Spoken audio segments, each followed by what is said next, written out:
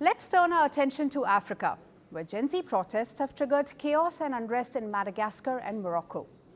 The protests began last week and have shown no sign of slowing down, despite heavy security presence and crackdown. Starting with Madagascar, fresh demonstrators broke out on Tuesday, which saw thousands of protesters taking to the streets in the capital, Antananarivo. Police fired tear gas and rubber bullets at the protesters' rally against repeated water and power cuts across the country.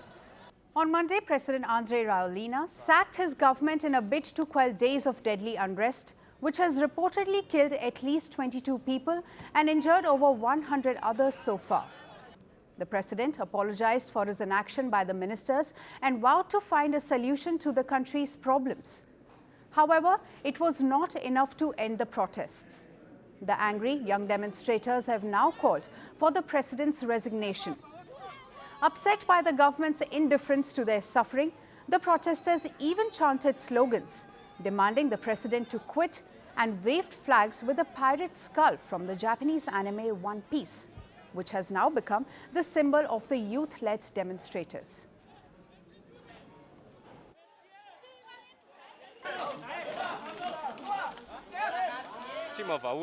This is not a solution. The evil has not been eradicated. Nothing will change. Andry Rajoelina must leave. We demand Andry Rajoelina's resignation. He has been in power for 16 years, but nothing has changed. The living conditions of the Malagasy people are deteriorating and getting worse every day. Our future is getting darker. The widespread protests in Madagascar are inspired by the Gen Z protests in Indonesia and Nepal. Such protests have also hit Kenya and Nigeria previously. These Gen Z protests were publicized on social media, which prompted thousands of youngsters to take to the streets and express their discontent. Now moving on to Morocco, where violent clashes erupted on Tuesday after days of protests calling for reforms in the public health and education sectors. Young protesters clashed with security forces across several Moroccan cities, including the capital Rabat, where police arrested dozens of young people as they attempted to begin chanting slogans. As per media reports, in the southern cities of Tiznit, Esnegan and Ait Amira, as well as the eastern city of Oujda and Temara near the capital Rabat, hundreds of protesters hurled stones at security forces, attempting to disperse the gatherings. These youth-led protests were organized online by a group named Gen Z 212, though its founder remains unknown. Angry protesters have slammed the government for pouring money into international sporting events like the 2030 FIFA World Cup, while neglecting health and education.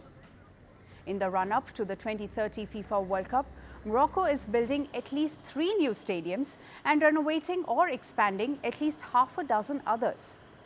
In fact, the North African nation is also set to host the Africa Cup of Nations later this year.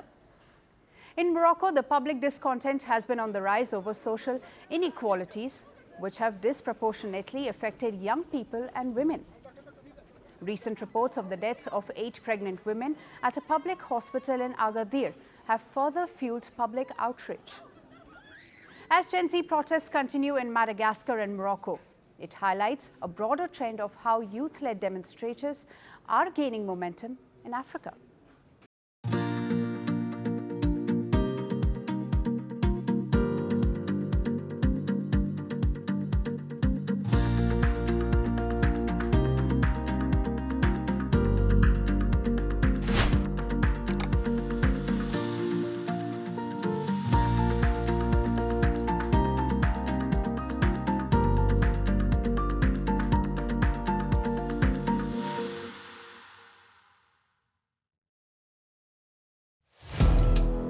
Firstpost now available in 9 languages on YouTube.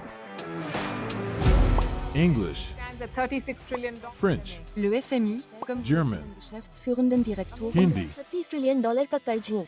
Indonesian, Pemerintah tanpa pemeriksaan. Italian, Kali radikali.